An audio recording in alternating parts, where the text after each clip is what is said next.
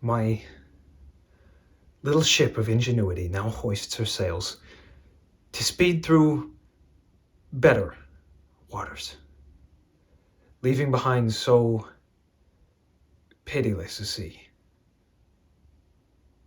And I will sing about that second realm, giving the human soul to purge its sin and grow worthy to climb to paradise. Here, rise to life again, dead poetry. Let it, O holy muses, for I am yours. And here, Calliope, strike a higher key, accompanying my song with that sweet air which made the wretched magpies feel a blow that turned all hope of pardon to despair. Sweet sapphire of the morning in the east, gathering in the starlit face of heaven, pure from the zenith to the nearest ring, renewed my joy in looking on the skies. As soon as I had come from that dead air, it had saddened my heart and dimmed my eyes. The radiant planet, fostering love like rain, made all the orient heavens laugh with light, veiling the starry fishes in her train.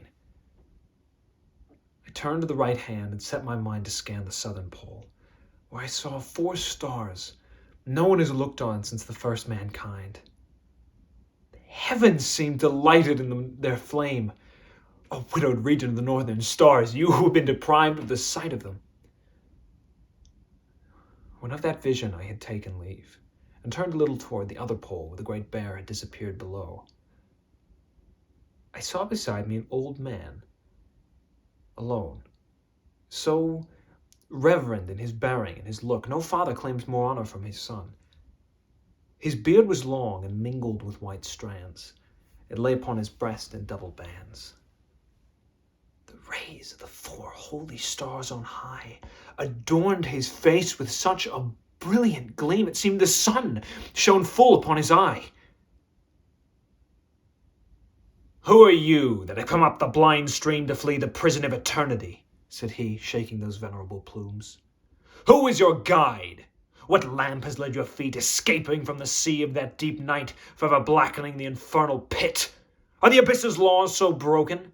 Or has heaven changed and set a new decree, that you, the damned, come to my rocky shore?" At this, my guide then took me firmly by the hand, and by his words and signs and touch, he made my knee and brow incline in reverence. "I've come not on my own," responded he. "A lady came from heaven, and by her prayers I went to help him by my company. But since it is your will that we should more fully reveal the truth about our state, my will cannot refuse. This man has not yet seen the final setting of his sun, but by his folly he had drawn so near it left him very little time to turn. Just then, as I have mentioned, I went to help him, to free his soul. There was no other way but that by which I went. I've shown him all the people steeped in crime. Now I should like to show those souls that purge their sins under your custody. A long time I'd need to tell you how I got him through. From on high comes the power that is my help, bringing him here at last to look on you and hear your words. Favor is coming then. He seeks his freedom. And how dear that is. He who refused his life for it knows it well. You know it. For you did not find it bitter to die for liberty in Utica, where you sloughed off the garment that will shine so bright on the great day.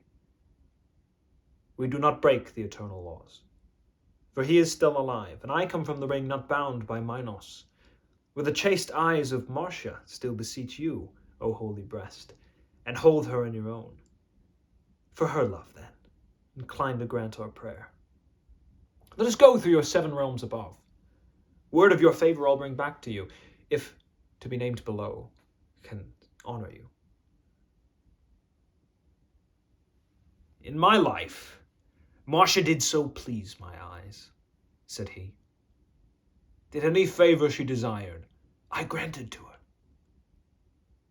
But now that she lies dwelling beyond the evil river, by the law enacted when I left that world, she can no longer move me.